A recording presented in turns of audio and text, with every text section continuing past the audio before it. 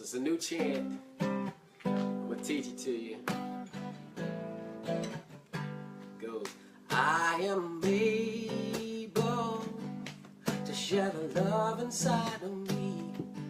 I am able, I'm alive and I am free. I am able to share the love inside of me. I am able, I am able. I have come this far by the grace of God, and I will not stop until my work here is done. I have come this far by the grace of God, and I will not stop until my work here is done. Check this out. There's no need to look anymore. We're the ones we've been waiting for. Every heart is an open door for you to love yourself. Yeah. There's no need to look anymore. We're the ones we've been waiting for. Every heart is an open door for you to love yourself. I am able to share the love inside of me. I am able, I'm alive and I am free. I am able to share the love inside of me. I am able, I am able. I have come this far. I have come this far by the grace of God. By the grace of God. And I will not stop. And I will not stop till my work here is done. Till my work here is done. I have come this far by the grace of God. By the grace of God. And I will not stop. And I will not stop until my work here is done. My work here is done. There's no need. There's no need to look anymore. We're the ones we've been waiting for. Every heart is an open door for you to love yourself. Let's try it again. There's no need to look anymore. We're the ones we've been waiting for. Every heart is an open door for you to love yourself. One more time. There's no need to look anymore. We're the ones we've been waiting for. Every heart is an open door for you to love yourself. I am able, share the love, to share the love inside of me. I am able, alive and free. I'm alive and I am free. I am able, share the love, to share the love inside of me. I am able, I am able, I'm able. Yeah. That's a new one, y'all. What's up, everybody? We got John Stringer, Brian Pilgrossi, and Ade. We got some bad lighting over here, I know. too. I think And Kathy Gates Stringer, the phone Kathy coordinator the on the bad. laptop, working hard back there for Holding us. it down. How about we go over here? Yeah, the light's better over here. Mess it up. Okay. All right. That's Let's right. become Man. one with the one. That's right. One with We the gonna- one we gonna one. scoot in With the the one. one. Yeah, this is a better light. There we go. So what's we gotta, up, we gotta folks? get real close and That's right. love man. each other. Shades So, of humanity. What'd you say? Shades of humanity. Shades of Hey, that's good, man. Yep. Yeah, Shades of Humanity. So It's like an Oreo cookie, but That's right. kind Yeah, of right. super light on this. Bright as a cream with a crunch. Okay, go ahead. So I've been traveling around and in Atlanta, and so good to be with my dear friends here, John and Ade. We've done a lot of retreats together, Yep. and it's fun to share this live video together. Hoorah. John did a satsang last night in Atlanta that I was present for, talking about transcending the need to be special. And yeah, let's get into that a little bit. Yeah, that It's so deep, man. It's so Yeah. beautiful. was a great night too. We had a lot of folk from Big Glowers come out. Yeah. Christine. Yeah, Christine Overrock, Jeannie. Jeannie Lobato, Yeah. and you said Shannon Gill already. Yeah, thinking of last names. Just really beautiful. We had a lot of other people there too that were from the Atlanta communities, but we all meditated together and then just dived in and talked. And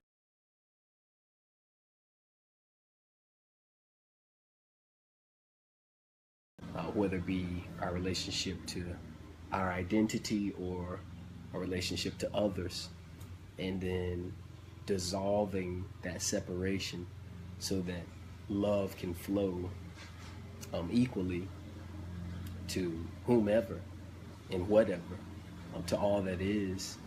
But it was done in the context of really looking at how we look at relationships, like with friends, with family, relatives, and often how we'll hold them in different regard than others, like strangers, neighbors, people we've had challenges with, what have you. But then being aware of that illusion, in a sense, is like another layer of being able to take away how I'm making them different than the one, making them different than the all that is, making myself different, and attaching to the separate identity. Well, I think the way you said it last night that I thought was really powerful was being special. Seeing yourself as special is bad, so you have to kind of like diminish yourself or kind of like lower yourself or bring yourself down a notch, you know. And the way you said it last night was like, it's not that you're not special. It's that everything is special, Exactly. and everyone is special, That's right. and every moment is special. That's it, and that's You know? where the separation comes in. So if we start with the premise that everything is beautiful, sacred, and perfect, and one, Yeah. and then we take away the separation in our minds of all the things that go against that I'm different, I'm separate, Yeah. they're other, we start to take that stuff away against that first premise, then it brings that ability for recognizing perfection, recognizing love, or allowing love to flow. Because usually the things that impede love, that natural love flowing, is when we start looking at things and judging it first as separate and then as different. And so because as a result, all these false judgments get in the way of that flow of love, and fear comes in, and we could try to protect all these illusions that we've built up. But if we can start with that first premise of oneness, sacredness, and perfection. The illusion of separation. Yeah, dissolve that illusion of separation against the truth of perfection and oneness and whole sacredness. Then that sacredness, perfection, and oneness is the specialness per se, of the one. But Right. there's nothing to contrast it to. There's So nothing, yeah. so it's like you can't be special and not special anymore. It's gone, So then that love can flow freely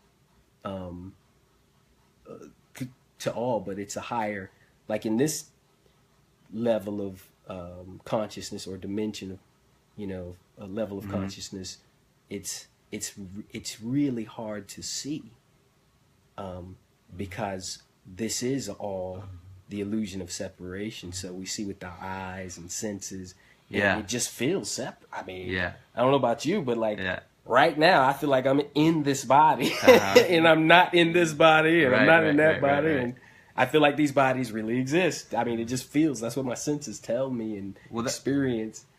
But then getting beyond that, escaping that this illusion, or this video game, as we were The talking video about. game, yeah. It's like that's where our spiritual practices Yeah. help expand our awareness, dissolve that I think that's what False there was a belief. woman last night. Dominique was her name, right? Mhm. That was talking about the Course in Miracles and what does it really mean, and I couldn't understand it, you know. Yeah, yeah. And it was funny because there's this point where she goes, she goes, it just felt like it was over my head. Right. I was like, that's because it's over all. is It's over over all of our your heads. head. Right. It's not in the head. You're not gonna Yes, you're not it's gonna over understand your it from head. this level. Exactly. But it's like, yeah, I think that's what the Course in Miracles is pointing at. I haven't even read the book. It's just kind of like intuitively feeling into it. Yeah. It's like this sense of this world looks like a world of separation. All these different people, all these different, like you say, different skin colors and races and trees and sidewalks and Yeah. cherries and bananas Flowers and insects and yeah. And I think that the whole thing, another way of embracing, accepting, allowing the specialness is, as I sit there and listen to both of you, it's like, if I, because in the Course of Miracles it talks about nobody's special and everybody's special. Yeah. If I accept the specialness that I am to God in the eyes of God, it's easier to accept everybody else, because if I'm in a place of love, if I'm just feeling the love that God has for me that's moving through me, there's no room for judgment. So it's like that place of really recognizing, because when love is acceptance, love is freedom, love is allowing. When we allow that, what is true for me becomes true for everybody else. A Course in Miracles talks about God's will for you is the will for yourself, the highest and best, because that's what we all want. And I, as I was listening, I was thinking that's part of the issues that we're dealing with nowadays. A group of people think they're special, better than another group. I'm in this position, so I'm better. But if we could, and like John was saying, it's like it takes a sort of dropping down deeper into our consciousness to go beyond the senses to say, what does this really mean? And what I often find is, you just said about going over your head, the lady saying Course in Miracles goes over her head, it's we have to allow ourselves to have the words that we're hearing, that we're reading, to drop deeper into our heart. And then let the words speak back to us, rather than I'm trying to understand it, because the minute we're trying to limit it to just getting intellectually, we miss the essence of it. We miss the essence of it. Yeah, the other thing we talked about was kind of that, asking whatever that is that blesses us with understanding and truth. In the Course in Miracles, it's called the Holy Spirit. I like to call it the Spirit. But whatever it is, that genius, that intelligence that knows how to assist us in removing and correcting our perceptions, our spiritual practice assists us in doing that, so we can align and allow whatever correction is needed. And sometimes it's energetic, sometimes it's informational, but sometimes it's combination. Whatever it is, though, inviting that correction so we can begin to see with, Course in Miracles calls it holy vision, but what it is seeing reality, seeing beyond the physical, seeing what's real, what's unchanging, what's true. And as we open up and expand to that, our awareness expands into more consciousness, and then we start seeing from what to us seems like a different level. It's like if that old saying, the forest for the trees, can't see the that's one level of consciousness. And hey, this seems true for you because good God, it's right there. You can't tell me there are a million trees. I see one. You can tell me the forest is gigantic. I see this. Well, that's kind of true for you because of the level of consciousness you're at. So you're going to act accordingly, and that's okay. But as you expand your awareness, you see a bigger picture and can act accordingly. One last thing that I'll mention in this breath, and that is right action. That's one of my favorite topics that came up last night, where right action being all action. I love it. Yeah, a lot of times, like when I first got that, I was like confused, like, wait a minute. Because people ask for the right mind, right conscious, right action, and all this stuff. It's like all action is right action. Yeah. Because your actions often stem from whatever level of consciousness you're at, and that's the right action for that level of consciousness. That's beautiful. Because there is no right or wrong. So it's quite a funny shift, but it relieves a lot of guilt, a lot of shame, a lot of judgment. It's like, oh, okay, No wonder love doesn't keep records of wrong. Not only that, you talk about the guilt and shame. I also believe it releases a lot of confusion. Because, when we talk about right action, people are like, but what's the right action? I want to make sure I do the right action. Then we get so caught up in trying to do the right action, and then we do no action, and nothing happens. It's like, I'm trying to... And even at that level of consciousness, that's right action. Right. And, because I believe that this whole thing about moving forward, the spiritual practice, we got to move it forward through us, as us. I was thinking about trees, and you use a tree analogy. Going back to the specialness, when we look in nature, I learned so much from nature. One tree is not special than the other. A plant or flower is no better than an ant. It's just what it is. Now, if I'm experiencing a mountain or the ocean, it's like, oh my God, the ocean is just it just does things to me. That is my experience. However, somebody can look at an ant. I don't like ants. But somebody can look at an ant and have a holy moment. They can have a divine moment. They can see God in an ant. And if we start to really understand that really what we're looking at, we're looking with.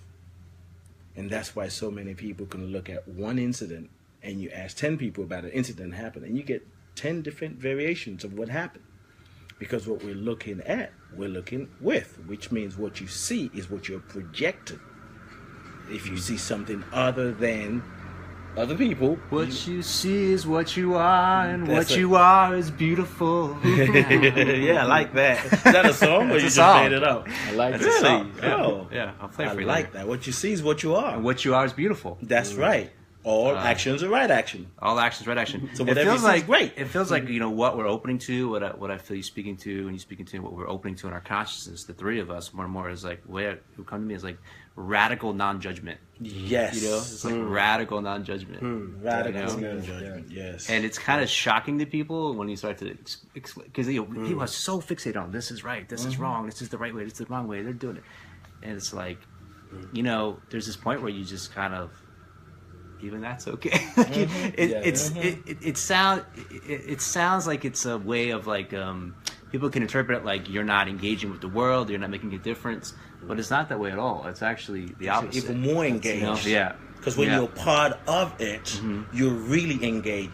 Judgments keeps us separate from it. Yeah. Like, oh, those people over there doing that, then I don't have to participate. Oh, those people are doing those things. Well, I'm fine over here. Yeah. But when you let that go, because judgment just creates more separation. Yeah. And, when we really look at it in life, wholeness, healing, it's a reminder that we're already whole. And the only thing that needs to be healed is a sense of separation.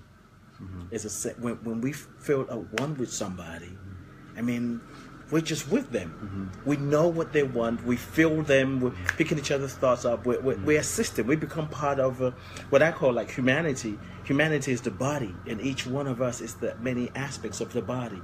So when we recognize that we are the body, we can work together. We can really start to see the beauty when we start seeing ourselves. So non-judgment, when you just accept people, when you accept yourself, life as it is, you actually open yourself so much more to be available to be used. Beautiful. Beautiful. Perfect. Yeah. Yeah, it's like in the sense of like everything is great. Everything is great. Everything is awesome. It's like everything is awesome. It's like this radical non-judgment. And like we get this conscious where it's like pain is great, pleasure is great, sadness is great, happiness is great, fear is great, courage is great. Whatever's happening is great. That's the other thing we're talking about, and comes to mind now is how we often have different Hey, Sylvia. frequencies. What's Good up, to see Sylvia? We have these different frequencies that we experience, and in order to experience the perfection of it, we letting go of the meaning that we often ascribe to these low frequencies, mid-range frequencies, etc. We have a knock at the door. Who could it be? We're drawing in energies. We may get a debut from the wonderful, amazing Kathy. There she is. There's Kathy Gates Stringer. You tried to sneak on the other side, didn't you? Let's see who's at the door. Let's on camera. I've been trying to avoid the Who is camera. it? The postman? It's the law man. There's a no man. So experiencing all these different frequencies, when we experience them, like low frequencies often feel like, oh, I don't want to feel that. And the meaning we usually have around them is like good example, guilt and shame. That meaning that's around it, we usually resist. And we want to let go of the meaning because the meaning's false. The frequency it's just a frequency. But until we can learn to accept the frequency, be with it it's like a aligned paradox. state. Yeah. It's like part of the video game. the bliss, The coding. The bliss is a result of the acceptance. Yes. But people think the bliss is a destination. And they think it's outside themselves. Yeah, and So think like, it's out- you know, yeah. this is a low frequency, this is a high frequency. I And need, like, to, I gotta I need to get get rid of this low yeah, frequency to get exactly. to this high frequency. Yes. And like, Yeah. well, the question I had is like, you know, maybe there's not even, I forget how it was, but the inquiry is like, maybe there's not even such a thing. You know, it's like, maybe there's such a thing as an external low frequency. It's just our resistance to what's arising that makes us feel like we're in a low frequency. You know, we're not in the flow of the energy, so our energy is like, ugh, because we're fighting, we're resisting something that's there. You know, we think it should be different. That judgment comes in. Oh, this should be different than it is. This is not right. This should be better. We need to change this, control this. Right. So our energy is just like sucking down. But there's actually nothing wrong with whatever the external stimuli is. Right. Just a matter of being in flow with it and being available to it, and then it's. Whatever it is great, you know. It's magical. It's beautiful. It's exactly what it is. And Go ahead. Now, I was just thinking of resistance as we're talking. I'm just kind of going deeper into it. And oftentimes, there's conversation about releasing the resistance. And I always use the reference of people going to a gym. You know, you go to the gym to experience resistance. Yeah. All those things that you're Right. pushing, it's about resistance. Right. And so when we talk about shame and guilt, if we're resisting it, we can resist it from a place of surrender. It's like, let me sit with this guilt because I don't like it. But what's the message? What do you have to say to me? Guilt is simply, you know, I did something wrong. Shame is something is wrong about me. But if we know we're resisting it, don't resist the resistance, but actually just be with it. Yeah. Like we do at the gym. When you're resisting, you don't say, okay, I can't do this. I'm out. I'm canceling my membership. You take deep breath in. And breathe out. So, right. It's like, I can't do it. And your coach is like, one more. Give me one more. Come on. Here's an interesting question. Maybe shame and guilt come. It's interesting. It sounds okay. So I'm just gonna go with it. Shame and guilt maybe actually come from feeling special. How about that for an interesting inquiry? Yes. That's exactly right. Yes. And the funny thing is, the specialness is on the opposite end of the spectrum, but it's the same egoic pattern of different. Whereas in reality, perfection is what all is, but we make it different somehow, whether it be on this end of the spectrum of worse or this end of the spectrum of better, right? Yeah. Yeah, But and to go back, go ahead. I was just going to say the special, the special of thinking that I can do something wrong. Where is Kathy? We need a camera person. I thought John had a tripod earlier. Well, I guess that would It help. broke. Yeah, not that special. the specialness of guilt. Well, guilt meaning I did something wrong. Shame is there's something wrong about me. So the fact that you think you can do something wrong, that I'm special enough to do something wrong, to allow yourself to accept, believe that there's something wrong about you. Yeah, what did you When do that you're was so wrong? much more. There's nothing. If you're an extension of God, of the divine, of the Christ, how can there be something wrong with you? Right. How could there be? How could you do anything wrong? This Right. is not an intellectual conversation. This is a heart conversation. Actually, bringing both together because they're not separate. You know, it's like really allowing the resistance to come up in the thought to align with your heart. It's like, wait a minute, I'm a child of the divine. I'm a creative being.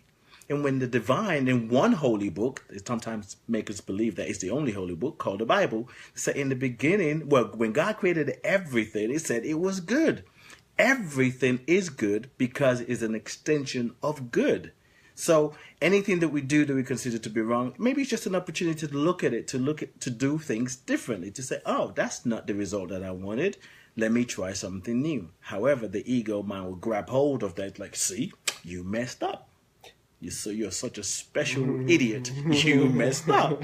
Go ahead, John. And I can feel you bubbling over there. He's bubbling. Yes, So it it's is. funny because what I was trying to feel into is I think there's an important distinction between the frequencies we experience and the meaning we create.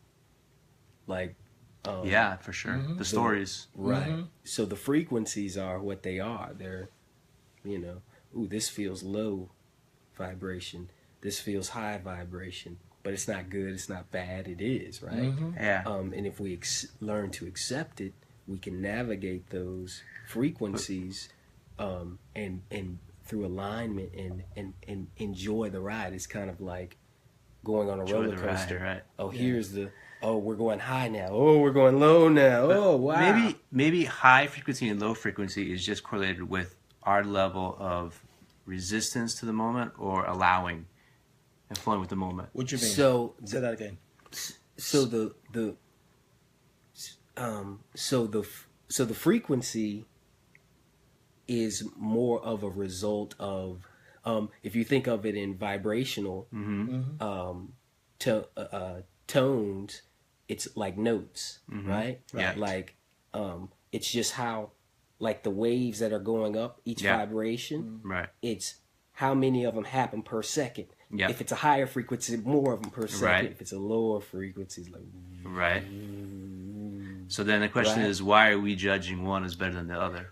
why are we judging one as better than the other? And so there's the realm of meaning. I think it gets even more interesting because I think Go ahead. when you totally accept the low frequency, quote unquote, then it changes the frequency to what we could consider a higher frequency. I would agree. I think we naturally can move freely. Well, okay, so here's what I was getting at. Yes. So as we align,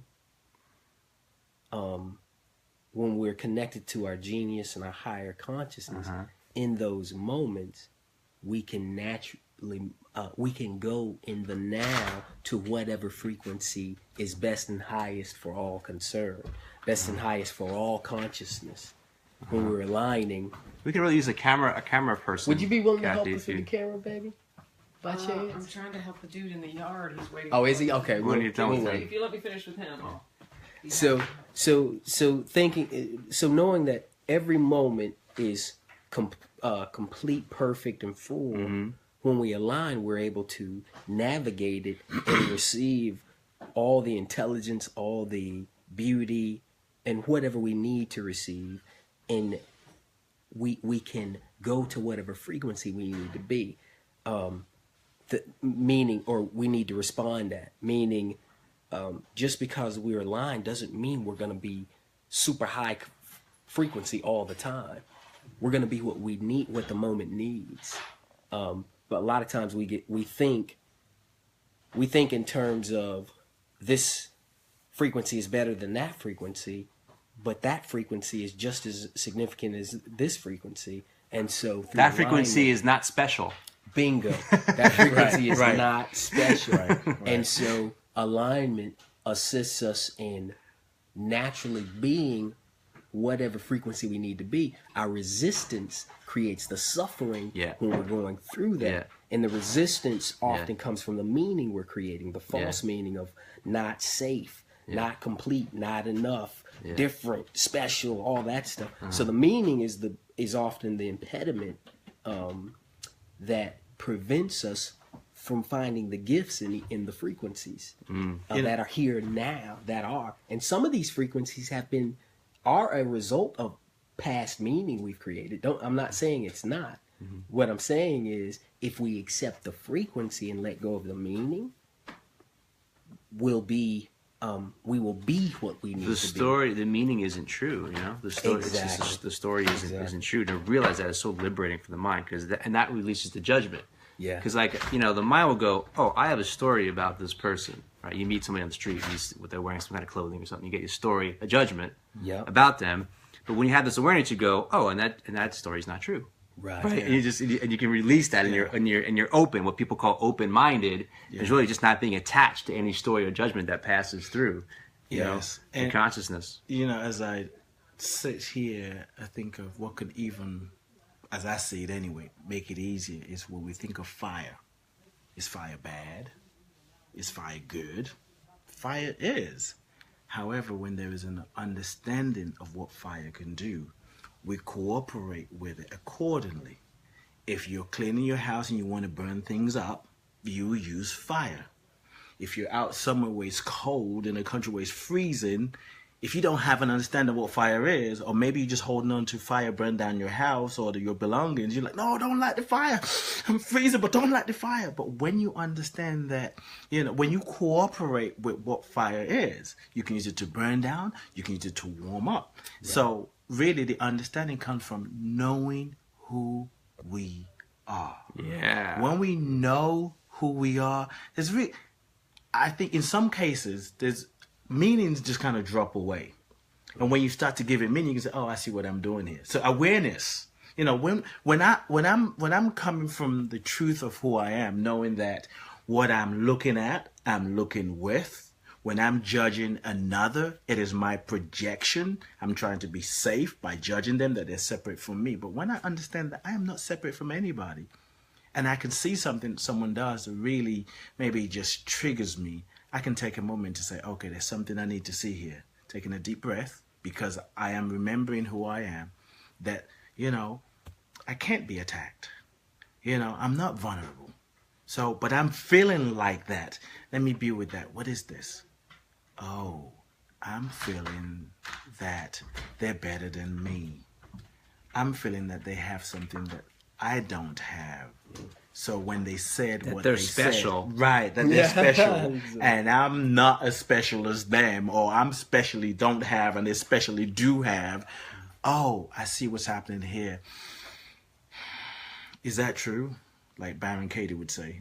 Right, exactly. Is that true? How do you know that the is answer true? is, the funny thing about the work of Byron Katie. I love it. I love it too. A couple of things about it. One, I feel it should be called the play instead of the work. I like that better. And but this question, is it true? And then the second question is absolutely true. That's right. And what's funny is that, to me, is that the answer is always no. If you get that, you're done with the work. Right. Right. Right. That's it. Right. Once you get, because if you say, because some people say, is that true? Yes, it is. He never was true, very folks. mean. But when you say, can you absolutely know that is true? And you really sit into that, The feel answer is into always it. Like, no. no. And so the other question is not even relevant. How are you showing up when you believe that thought? Right. Because she takes people through the step. When you Yeah. believe a thought, and that's really what it is. When we believe a thought that someone is mean, someone is evil, we believe that thought. We start reacting to that thought. However, when you don't believe that thought, it's like, well, maybe it's just my perspective. Maybe I need to change how I'm looking at this. Maybe this Can you person's see not. what you're seeing? Not so. Oh wait, this will help. Isn't that Oh, gonna yeah, be that's flipped? much better. Oh, see. All right. Aren't We you have special? How did you figure that we've one out? manifested a camera woman. Excellent. We were talking But about not a what- special sexy camera, woman. woman, but she's not very special. Not very special. she's especially sexy. That's right. And we were saying earlier, what would men do without women? So Yes. Here's your That's answer. a whole different video. how does that tie into specialness? But yeah, just to, I think I know, not just think. What I find to be liberating for me is a deep commitment, intention to understand who I am. When we understand who we are, the meanings fall away. Even when we give it meaning, we become aware that we're giving it meaning. If we're saying everything's an illusion, like you said something the other day, it's like, well, it's an illusion, but I love this beautiful illusion. Right. You get to cooperate we cooperate with it. And too often we're comparing and contrasting. But when we know who we are, when we understand, when we can go deeper, we cooperate with what is happening. This doesn't feel good. Okay, what do I need to say? Because non-judgment or recognizing that nobody's special doesn't mean you don't say anything. You might still have to say, you know what, that is just unacceptable. It doesn't mean judgment. It just means that is not acceptable. And they could either choose to say, well, tell me more, or decide to say, well, it is acceptable for me. Okay, that doesn't work for me. And we're at different levels of consciousness, and the deeper we go, the clearer we become. Everything is as it should be. And when we go to that place of just, I always invite people to put their hands to their heart, especially when things are just challenges. Like, before you even talk, before you say anything, just breathe in and feel your heartbeat. And in that place, that brings us back to the center. And it gives us the opportunity to look at life from a broader perspective. It's like, you know what, I just feel like I want to cry. Because sometimes people would choose anger instead of hurt. You know, because if you be with your hurt, society tells us don't be weak. But anger is like, how could you do that to me? But behind that, maybe there's hurt. And when you get in touch with the hurt, you can say, wow, I'm really hurt about what you did, or what you said, or what they said, or what the president said, or whatever. Then we really get to do the work, or get to do the play. So the question is, do you want to do the work or the play? Right. I'm seeing all in terms of energy. So, like, you know, is my energy flowing or is it stuck? Yes. If my energy's stuck, then I'm in a state of suffering. If my energy's flowing, then I feel good, quote Yes. unquote. Yes. You know? So whatever's happening, and so I think the more the energy's flowing, the more we feel like we're on a higher frequency, quote unquote. And the more our energy's like stuck, then we feel what we call like depressed, or we feel like, you know, people say, I feel stuck. You know? So just to be in a place of complete acceptance of the moment as it is, the energy's flowing, you know? And it's so simple that we want to make it complicated and ignore the simple truth of, like, are you in a complete space of unconditional love of this moment or not? If you are, then energy's flowing. Yes. You know? If you're not, then you're stuck. When you talked about energy flowing, I saw like a pipe, something moving through pipe, water, whatever it is, when there's two surfaces rubbing against each other. So energy flowing through us creates some kind of friction. And the more energy is flowing, the more the vibration is getting stirred up. So when we're open and energy is coming through, there's this sort of what could be perceived as friction or resistance, but not in a judgmental kind of way, just what it is. Because you're rubbing, like if you get stone, you rub stone together, you get fire. So in that openness, when energy is flowing through, it's just like, oh my God, I'm excited. You talked about play. When we're playing, you're so open and the energy just flowing, joy is flowing. Oh, come on, we got to do this again. However, if you're kind of like, no, I just don't like that. I can't do it. Yeah. I don't understand the shit about judgment that y'all talking about. You got to be judgmental because this is a crazy world. Yeah. And it was like, so okay. I think what happens is we get attached to a positionality. Yes. That this is the right way. Yes. This is the wrong way. And then something bumps up against that, and then we get stuck. Yes. You know, and energy closes down. But to be in the space of what you're talking about, be in that flow, I call it flow state. Right? And I think the way that brings us up to this other important aspect. It has to do with embracing the unknown. To be in the flow, to be in open, to be something, you got to be able to embrace the unknown. You have to be able to not know it should be any different than it is, which is a state of humility, the real humility, not the sense of, oh, I'm less special than you. That's like the fake humility. Yes. But the real humility is like, I really don't know anything should be any different than it is. Yes. You know, and to get so humble. No, I don't. You come down to this space, you know. Yes. Yeah. Yes. And that goes back to the thing about the frequencies, like, or if people think about in terms of you take your awareness and you feel into the moment and you feel what are you feeling, the sensations and all those other things. That's energy vibrating at certain frequencies. So it's back to energy, like you were talking about. As we become aware of these vibrations and start to let go of the judgment of them, we can start to allow them and allow the perfection to be what it is. Because part of accepting what is and accepting this moment is all that is in this moment, without the meaning. You know what I'm saying? Apart from the egoic, conditioned way of looking at it all, but to experience it, that opens you up to the beauty. And it opens you up to whatever is the perfection of it. You can experience it and feel the bliss and the peace, no matter what the frequency. Because we don't. Exactly. We don't. Freedom. That's freedom. That's freedom. And in order to be light, that's love. That is love. Pure acceptance of whatever the frequency is. And so, in order to be light, the light comes from. The light is like the information of truth, right? It's the vision of perfection. to be able to see the perfection without all that dark, false meaning.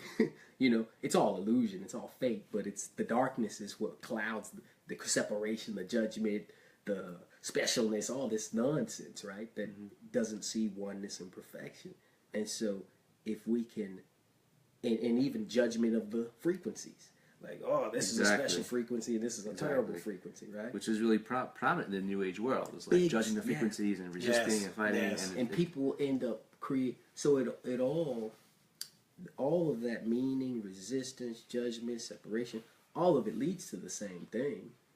It all leads to suffering, you know, and suffering teaches us eventually, if we become aware, what it's like to be here, here, and here and assign certain meaning. The suffering is the teacher based on the meaning we assign, right? Ooh, when I think of this person this way, I suffer, right? Now you can believe it or not, you can experience energy at a low frequency without meaning and feel bliss. Yeah. Yes. Yeah. Right? Yeah. This is the point. That's Exactly. Because when you transcend the need for something That's to be the special, essence of this conversation. that's the essence. Yeah. You're It's like liberated. accepting it all. You're free. Yes. Accepting it all. Being in the place where you just recognize, okay, this is what I'm dealing with. So if it's sadness, if it's hurt, if it's whatever it is, trauma, and just being with it. This is what I'm dealing with. And knowing that on the physical plane, everything moves. Everything is in motion. This too shall pass. Yeah. If you don't have the finances to do the things you want to do, it's going to pass. When you have more money coming in than you've ever had, it will pass. Your body will pass. Everything will pass. Everything moves on, changes. And in that place, we can just say, okay, sometimes the best thing we can do is to shut up. You know, it's just say, I don't know. Yeah. And not just a playful thing, but a really heart saying, you know, And then, if I open my mouth, I'm just going to repeat the same thing that I've said before. Right. Let me just listen to what wants to be said. Right. What are you going to say? it's probably time for us to listen soon. But I'm about to say, who never shuts up? I know, right? to be aware of the ever-present I am. Yes. Right? So everything's changing, but there's this essence, this infinite essence that is unchanging. Yes. And that nothing can touch it. Yes. And so that brings this great liberation. Yeah. Because that I amness accepts it all. Yeah. Exactly. And when that becomes your spiritual practice, you're aligning, you're joining with your own I am identity.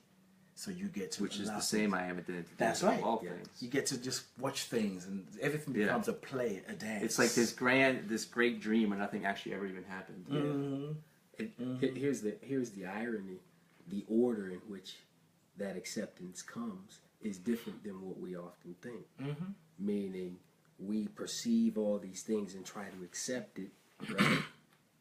Try to accept it. We try to accept it at this level of consciousness. And who's that trying to created accept it. it? Yeah. The ego. The ego is trying, and the ego will never accept. And even if it does accept something, it creates some other mess out of it. Yeah. Because it's always under a false premise. And so many times when people are trying to accept something, they don't recognize that they have to go beyond the problem consciousness or this problem level of consciousness. They have to go beyond this level of consciousness in order to accept it.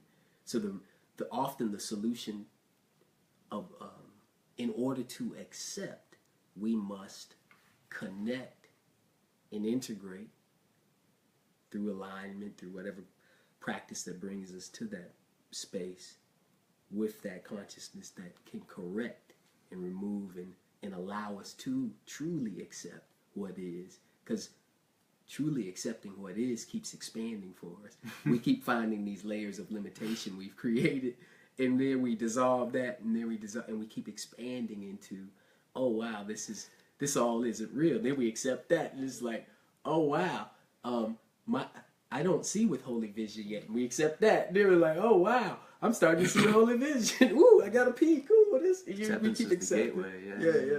But it's the order of acceptance truly does come through our spiritual practice. Acceptance comes through that stillness and entering that presence, becoming the observer, the witness, whatever you want to call it. Acceptance comes through that process of aligning with what we truly are, because it's that consciousness that allows us to accept. And it's, if we're often dealing with problems and want to solve them and, okay, just accept them. Well, okay, I'll accept them. That it's never going to be that easy. What Ade said is really profound. I think you can't try to accept. Yeah, even on a subtle level, you're trying to accept. That's resistance. You're doing too much. Yeah, exactly. You're doing too much. So acceptance comes through letting go, surrendering to that, to that moment, that presence. And what's really profound is that this moment is really the whole universe. That's what's so amazing. You know, the whole universe is here. And isn't it funny how it's always so simple? It's so simple. The real answer is always so simple, in that it always comes back to aligning with the source of what we are, the universe, the whatever. We just find all these, from the ego, we find all these ways to change it, but it's always returning to love, returning to that oneness, returning to source, so that it can simplify what we've complicated and bring it back to, okay, perfection. Because you don't accept illusion. It's not, acceptance isn't accepting illusion. Acceptance is accepting truth and realizing there are no problems. Not accepting a problem, but alignment is what brings you back to that, right? So it brings the perfect correction every time. It's like, oh, okay, man, I just got laid off. I need to accept that I don't have a job. No, you don't need to accept that you don't have a job. But you can actually accept. Okay, I accept I don't have a job. Because for me, as I look at acceptance, even as I feel it in my body right now, is a space of openness. It's like, wow, I don't have a job. Wow, I have bills to pay. My children's got to eat. What am I going to do? Yeah, what am I going to do? Well, that's when you listen. I can get my ass up and go get a job, or apply for another one. Or I can say, well, what is the true source of my supply? Well, my job is not the source of my supply. I actually have creative ideas. So I feel like even in the things that we call illusion, if we just open to them and welcome them in, we can actually see something different, rather than try and get around it. Just kind of like let it in, like, wow, this idea of not having a job is scaring the mess out of me. Oh, wow, I always use this example. 10 years ago, or I don't know how many years ago now, maybe 12, when I cut my locks. I was thinking about it, I kept thinking about it. And I'm thinking, yeah, I really want to let go of the old. And when I got to a point where I said, it's time to let it go. And I heard this thought, oh my God, if I cut my locks, I won't get people saying, oh, I love your locks. Then what are people going to love about me once I cut my locks? Because in that moment, I realized my identity is tied into my locks, my dreadlocks. It's like, oh, that's one reason. That's the main reason for it to go. Right. And once I identified that, it was like, oh yeah, I'm cutting it. And I didn't know that I had so much value attached to how long my locks were and what people were saying about it. But in that moment, I heard the thought, wow, if I cut it, what are people going to love about me? And it was like, oh, we got to cut this crap right now. I mean, I didn't do it immediately, but that was just what I needed. And when we come back to recognizing that no one is special, everyone is special, in that moment I had to realize I'm more than my locks. I'm more than what people are telling me. And it became a spiritual practice. Like, am I willing to crush that, to say, I'm going to cut my locks, and even if I want to call it vulnerable, to the point where I'm thinking, okay, well, now without my locks, who am I? So all the illusions that we have and the things, the challenges and the struggles, I am. Right? It just brings us back to that ever-present I am, which is always present. It's everywhere, evenly present. But we get distracted about the colors and the flashlight and the gustos and somebody jumping off a mountain like, oh my God, they're living life. Oh, look at their Facebook page. Oh my God, they're posting all these pictures of great food and great clubs. But they're probably not Well, even that's doing a that. great. That's a great. Well, actually, Kathy, I wanted to give you a chance if you have any questions or comments. You're our audience Kathy member. took a deep You're our breath. I like in-house that. audience member. This is so minuscule, but Ade, I hate to tell you, it was not 12 years ago when you cut your locks. When was it? Because Johnny's How you only know? 7, and you cut him. We knew you. I cut it around 2009 or 10. Yeah. Oh, really? Yeah, Johnny was born in 2009. Oh, okay. 7. Time Sorry, is- that's time is not, relative. that's very small. It feels like that. What's interesting about the conversation, though, is, you know, obviously everyone is at different levels of consciousness as well as you three are. So really kind of, you know, being where you're at and listening to each other and learning from each other. And, you know, it seems like y'all are growing in this moment, you know, like everyone is learning something from each other. And, you know, I'm just trying to keep up. I think it's beautiful. So that's where I am at with that. Thank you, Kathy. Yeah, Sure. it's cool too because these discussions can often spark questions. Yes.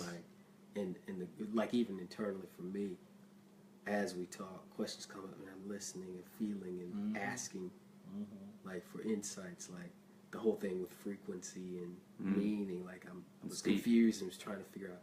So I'm asking, okay, what do I need to see here and get this distinction? To me, that is the process of navigating life. If we can do that moment to moment, of Yes. where the ego sees confusion and grasping for understanding, whereas we use our awareness to drop back, drop down, drop up, whatever you want to call it, and invite in higher consciousness to bring correction and to bring truth and to bring clarity. And then that allows us, so it's kind of like what you were talking about with the job. If you lose your job and you're trying to figure everything out, you can stay at this level and try to do all of that and try to accept and all of that, or you can invite in through whatever spiritual practice works for you, that higher consciousness to bring correction and clarity and direction. It's going to do it anyway, but like we used to call it the easy button around here. Right. It's like you can find a way to hit the easy button, or you can suffer and eventually let life bring it to you and show you and wake the hell up. You know, it's up to you. Either way is fine. It's not right or wrong. But we do have the option of opting into a suffering-free life. And we have the option of living the truth of our birthright, which is not suffering. It's such an important point that people don't realize is that the opting into the suffering-free way of life is the easy way. Yeah. It's the easiest way, and it's so easy. It's so you know? crazy. And Isn't it? so Seems so opposite. we're choosing the more difficult, complicated, complex path so often instead of the easy way, which is the way that's free of suffering. It's not something that's hard or difficult or complicated or difficult to understand. It's so easy and it's so simple. And I wanted to make one more point. You brought up Facebook. And this is a big thing people are dealing with now is the special with Facebook. So people want to feel special, promote themselves as special on Facebook. So then people see other people's pages, think, oh, I'm not special. Look at them. They have a better relationship. They're traveling. They're doing things. They have a lot of money. I don't have these things. I don't feel special. I need to try to prove I'm special. So let me put up my picture and my post and show I'm more special than you are with my post. And it becomes all this kind of posturing. And we're kind of losing the sense of actually authentic communication and people just trying to pose and prove they're special to other people. And I know a lot of people are struggling with this. Right. So let's address it for a moment. It's interesting. I have moments when I'll look at some posts and I'm scrolling through, and suddenly I realize I'm feeling like I need to do more with my life. Yeah, that's what I'm pointing. That's what I'm talking about. I've had moments like that, and I'm thinking, whoa, snap out of this crap. Stop it. And I just have to bring it back to myself. It's like, that's the experience they have. And I don't even know if they could actually be living the life that they posted or not. But it really doesn't matter. What matters is, who am I being? How am I showing up? If I'm posting anything if I'm tweeting or posting, does it reflect who I am? Am I posting it to show my specialness? Or am I posting it because that's what I want to authentically post? And, when people say, oh, yeah, Facebook is good for some things, but blah, blah, blah. It's like Facebook itself is neutral. All it is a space to hear people's thoughts. and sometimes it's overwhelming. And you know, when I start to look at other posts and I'm beginning to feel like I'm less than, that's an invitation to go within, to recognize now I'm taking somebody else's life experience and giving it meaning, and I'm saying theirs is better than mine. Whoa, snap out of it. Who are you? Who are you? And you know, sometimes I see things that people post. I'm like, really? Are you serious? But it is. It's a dance. It's this dance. Sometimes you have a misstep, and you're like, whoops. Let me get back into the groove. And so I think Facebook and social media is an opportunity for us to just put our thoughts out there and see where it lands. And if it's working for you, go for it. A really important distinction that I've realized is the distinction between inspiration and jealousy. So, like, you see something. So, for example, there's this woman that was doing this retreat, and I came across it. And I was like, wow, that's inspiring to me. I hadn't thought about doing a retreat like that before. That's inspiring. I want to do something like that, you know? And I think the difference is, the inspiration is like, you see something that you feel like, that gives me an idea, or that gives me a sense that it kind of expands your horizons of what's possible for you. Where the jealousy thing is like, oh, they're doing this thing and I can't do it. So I'm jealous. I'm jealous of you. Where the difference is, they're doing this thing and I can do it. So you've inspired me, so thank you. I've experienced both. So why do we have this limiting belief that we can't do what we're seeing, you know? So my intention when I share is to inspire people that like, yeah, it's possible. Whatever I'm doing, whatever I'm experiencing, it's possible for you too. It's totally possible. You know, it's to kind of expand the horizons of what's possible. And, That's excellent. And to transcend this sense of like this jealousy thing is like, you know, well, anyway, it was funny last night. What did I do? No, it was well, I can share. It's a teachable moment. Okay. So Kathy's talking with somebody, and Kathy says, "I'm going to the beach with my son," and then the person says, "You're a brat." And Kathy goes, I don't understand what that means. Because Kathy's so pure and innocent. She goes, I don't understand. I never heard that. I don't know what that means. She's like, well, you're a brat. You know, you're like a brat. And she explains what a brat is. And so the sense of the brat, or someone else said, recently I was at a retreat, someone said, you're spoiled. Right? So the sense of like, you're doing something that I like, and I'm jealous. That's why she's a brat? Yeah, because you're living like a life that's like privileged or gifted in some way. This is like really common, right? So, and I'm not able to do it, right? And it was a playful, it wasn't like a serious thing. What's happening? Yeah, it was playful. Oh, well, they say many of truth is spoken in jest. But anyway, it's like that can be shifted to like, oh, you've inspired me, right? That I can take more time off too. I can go to the beach too. I can go to places that I really feel beautiful and joyful. Thank you for opening up to that possibility.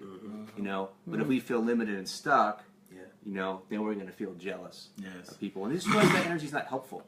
You know, like that energy, that jealousy energy, it's not an energy you want to be lingering around in. It's not helpful to you. I like that because it's often part of desperation, like inspiration versus desperation. Nice. Before you said what you said, I was thinking how inspired action and desperate action are things I got in the past. How there's a distinction between when through alignment you're often inspired, right? When you're accepting things, you're inspired, just like you're saying. Whereas when you're resisting, there's a sense of desperation because you feel there's a sense of scarcity consciousness. Scarcity consciousness. That's where jealousy comes from. Yes. Scarcity consciousness. You have it and I don't have it.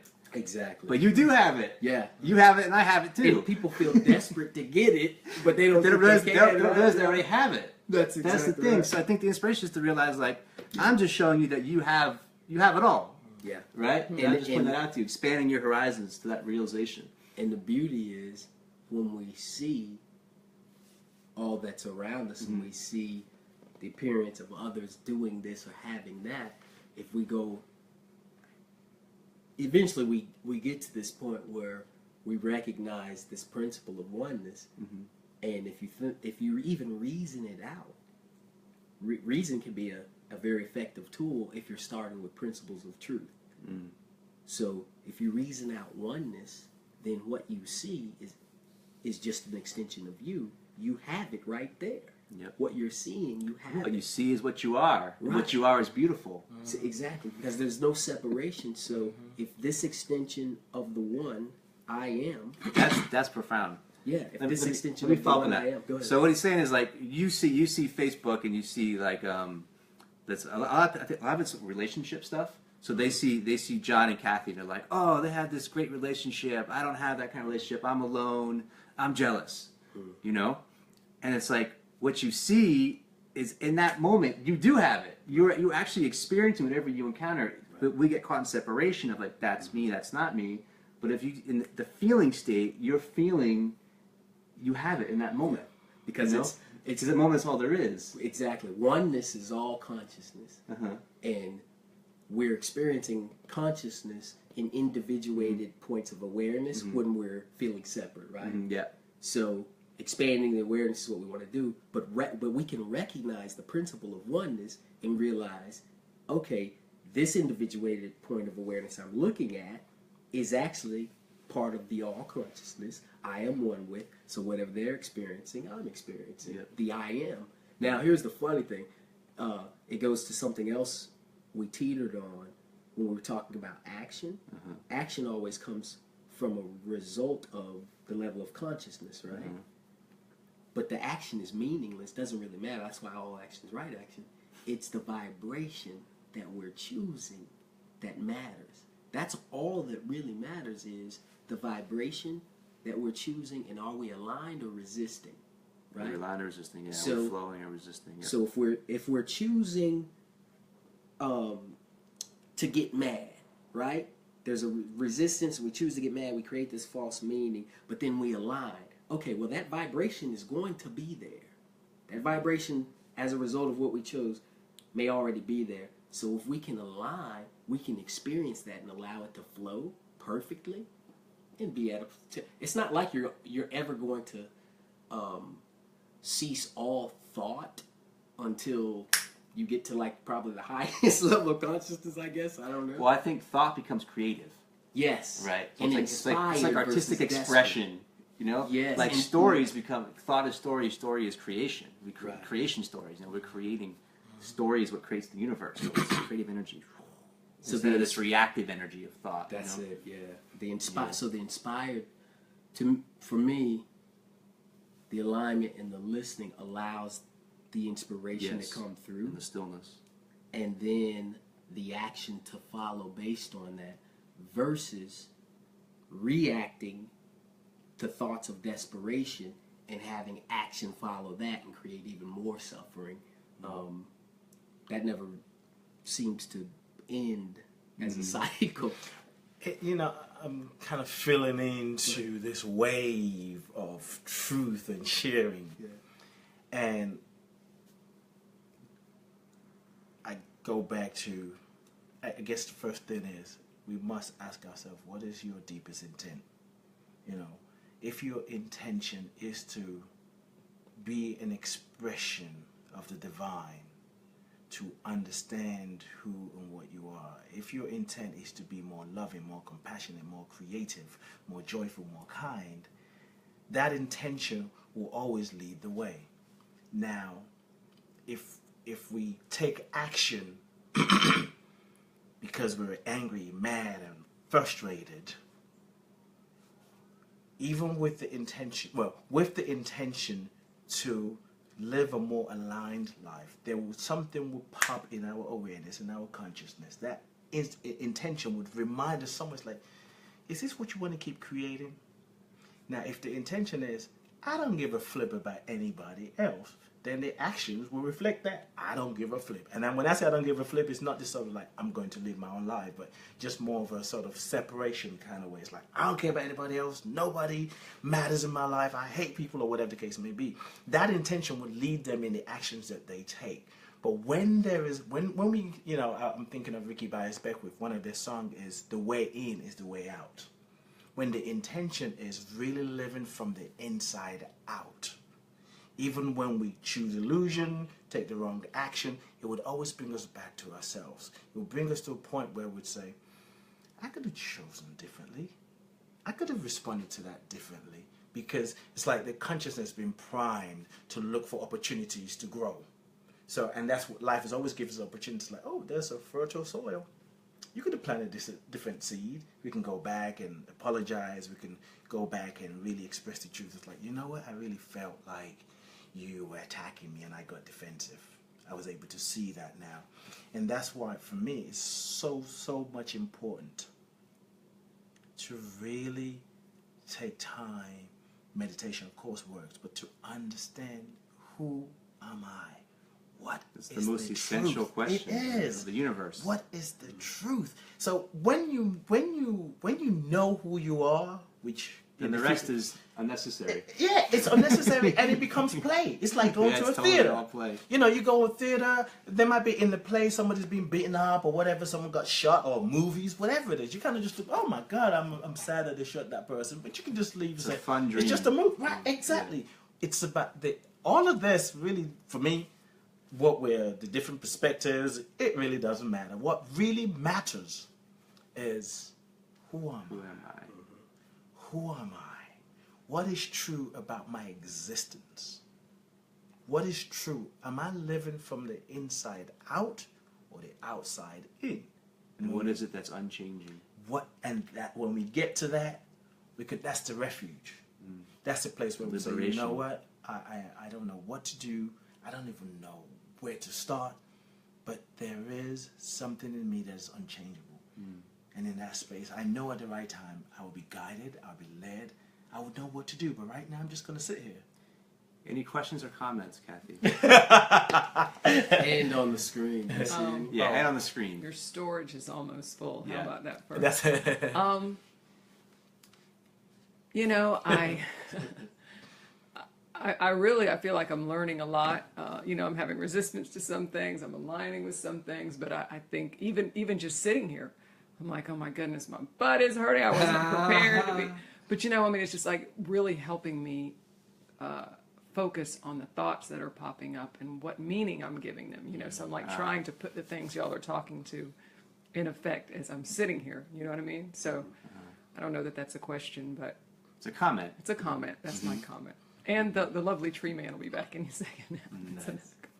Yeah, I think we're complete. I'm for now. complete. That's exactly what I was going to say. I'm complete. Fun. Thanks, everybody. Thank you. Wish Peace you and a blessings. beautiful rest of your Thank you, morning, Kathy. afternoon, night. Oh, one last thing. We got a retreat. Yes. We got a retreat this weekend that's full. And then we have a retreat at Namastoy, Georgia. Yep. I'm still June fall. 30th to July 2nd. We'll put a link up. We're going to make the registration page Yes. today. today. And Come and join us. We're gonna have a great time as we always do. as we always do. Yes. Thank you. Bye. Peace and blessings. Thank you, Kathy.